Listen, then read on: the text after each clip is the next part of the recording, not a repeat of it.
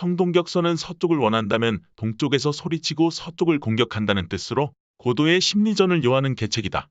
한나라 말엽, 주주는 완성 안에 있는 황건적을 겹겹이 에워싼 다음 북치고 꽹과리를 치면서 작은 분대를 보내 성의 서남쪽을 공격하도록 했다.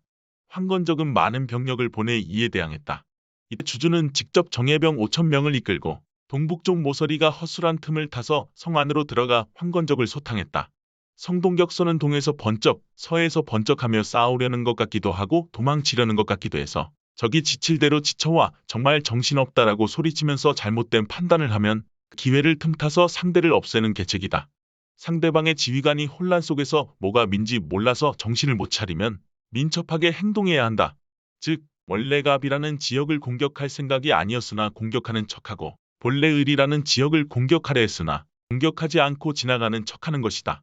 할 수 있는 것을 하지 않고 할 수 없는 것을 해서 당신이 도대체 무슨 생각을 하는지 적이 알아채지 못하도록 해야 한다.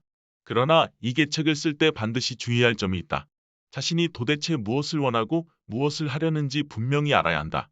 적을 혼란스럽게 하려다가 자신마저 혼란에 빠진다면 당신은 곧 끝장나는 것이다. 조나라 총룡의 설득 심리학. 성동격서를 서술한 36개는 그 내용이 드넓고 깊이가 있으며 선인들의 지혜를 하나로 모아놓은 대학문이다. 이것은 전쟁에 사용할 수 있을 뿐만 아니라 모든 일, 생활, 교류, 숨바꼭질, 음식 만들기 등등 우리가 만날 수 있는 모든 상황에서 사용할 수 있다. 기원전 265년 전국시대, 조나라 해문왕이 붕어하고 그의 아들 효성왕이 즉위했다. 해문왕이 자식을 늦게 얻는 바람에 효서왕은 어린 나이에 왕이 되었다. 그래서 어린 왕을 대신하여 태후가 왕 노릇을 하고 있었는데 여성이 조나라의 실질적인 권력을 누리는 것을 못마땅하게 여긴 진나라는 군대를 일으켜 공격을 해왔다. 이에 조나라는 제나라의 도움을 청했다. 그러나 제나라는 장안군을 인질로 보내야 조나라를 돕겠다는 전가를 보내왔다. 장안군은 조나라 태후의 막내 아들로 인물이 좋을 뿐만 아니라 말도 잘 듣고 후덕해서 태후가 가장 총애하는 아들이었다. 죽을지도 모르는데 그런 귀한 아들을 어떻게 제나라로 보낼 수 있겠는가. 그러나 진나라 대군은 국경까지 접근해 오고 있었고 제나라의 도움을 받지 못하면 조나라는 멸망할 수밖에 없었기 때문에 대신들은 몹시 초조했다. 모두들 돌아가며 태후에게 이해득실과 현재의 상황을 설명하고 이치를 논하면서 장안군을 제나라의 인질로 보내야 한다고 설득했으나 태후는 요지부동이었다. 어느 날 좌사 총룡이 태후를 만나러 왔다. 태후는 속으로 생각했다.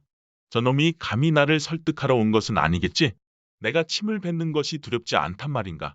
저놈이 무슨 수를 쓰는지 어디 한번 보자. 그러나 그는 이것저것 안부만 물을 뿐 다른 대신들처럼 장안군을 제나라로 보내야 한다는 말을 꺼내지 않았다. 총룡은 계속 태후와 일상적인 이야기를 나누고 그녀가 먹는 음식과 기거하는 곳이 어떤지 물어보았다. 태후는 다소 안심했다. 사실 소신은 태후 마마께서 아들보다 딸을 더 소중히 여긴다고 생각합니다. 마마께서는 딸을 더 좋아하시지 않습니까? 누가 그러는가? 내 아들들이 얼마나 귀엽고 말을 잘 듣는데 나는 딸보다 아들들을 더 좋아하네. 부모가 자식을 사랑할 때 당연히 자식의 장래와 먼 훗날을 고려해야 합니다. 자식의 장래와 먼 훗날을 고려한 사랑만이 진정한 사랑이라 할 수 있습니다.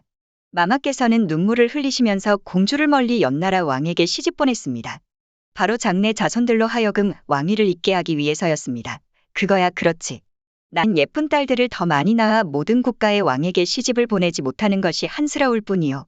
그렇게 되면 다음 세대의 왕들은 모두 우리 조나라 사람일 텐데 그렇고 말고요. 태후마마께서는 정말 기백이 대단하시고 영웅적 기질이 있으십니다. 그런데 어째서 장안군을 제나라의 인질로 보내는 것에 대해서는 그리 섭섭해하십니까? 지금 어린 아들을 장안군에 봉하셨는데 는 나라와 백성들을 위해 어떤 공도 세우지 않았습니다. 마마께서 자리에서 물러나신 다음에는 그 누가 장안군을 받들어 황제로 모시겠습니까? 그러니 태후마마께서 아들보다 딸을 더 사랑한다고 말씀드리는 것입니다. 이 말을 들은 태후는 뭔가를 깨달아 곧 장안군을 제나라의 인질로 보냈다. 마침내 제나라는 출병해서 조나라를 도왔고 진나라를 물리칠 수 있었다. 이것이 바로 총룡의 성동격서이다. 총룡은 장안군을 제나라의 인질로 보내는 것을 직접적으로 말하지 않고 안부를 묻거나 가족 얘기 같은 일상적인 이야기부터 시작하여 상대의 마음을 편안하게 한 후 결국 목적을 달성한 것이다.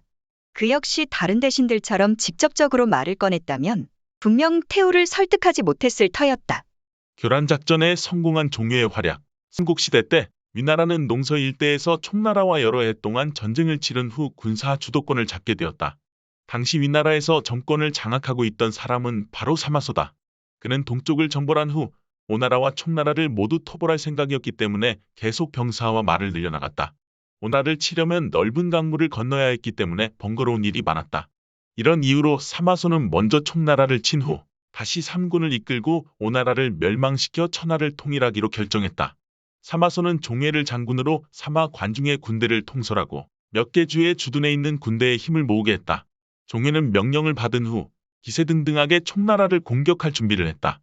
그러나 그는 즉시 군대를 이끌고 공격하러 가지 않았다. 그리고 몇 개 주의 군대의 배를 건조하도록 명령했다. 그 주의 지휘관들은 조선조의 소장이 되어 큰 배를 만들기 시작했고 해안 도시의 사람들을 파견해 항해사를 모집했다.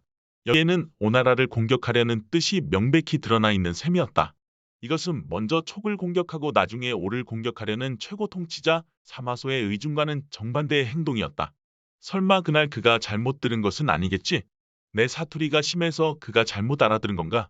그럴 리 없어. 촉과 오의 발음이 얼마나 다른데. 사마소는 급히 종해를 불러들였다. 촉을 치려면 육지로 가야 하네. 그런데 왜들 배를 만들고 있는가? 게다가 지금 만들고 있는 배는 수륙양용의 배가 아닌가? 지금 성동격서 외계책을 쓰고 있는 것입니다. 직접 군대를 이끌고 촉을 치러 간다면 그들은 분명 오나라의 구원을 청할 것입니다. 그렇게 되면 두 나라의 전쟁이 세 나라의 전쟁으로 바뀌어 우리나라가 그 두 나라의 목표가 될 것입니다. 지금 우선 배를 만들어 오나라를 치는 척하면 총나라는 경계를 늦출 것입니다. 1년 안에 배가 만들어지면 먼저 총나라를 공격하여 멸망시킨 후 직접 배를 저어 오나라를 공격하면 됩니다. 정말 훌륭한 계책이지 않습니까? 사마소는 이 말을 듣고 대단히 기뻐했다. 그는 종해가 정말 주도면밀한 사람이라고 생각했다. 위나라 경원 4년, 종해는 드디어 군대를 이끌고 출전했다. 사마소는 성 밖을 벗어나 10리 이상이나 배웅을 했다. 종해의 성동격서 계책은 과연 효과가 있었다. 배가 만들어지고 있는 동안 오나라는 경거망동하지 못했고 총나라는 경계를 늦추었다. 위나라 군대는 이 틈을 타서 크게 사기가 진작되었고 아주 빠른 속도로 총나라를 손에 넣을 수 있었다.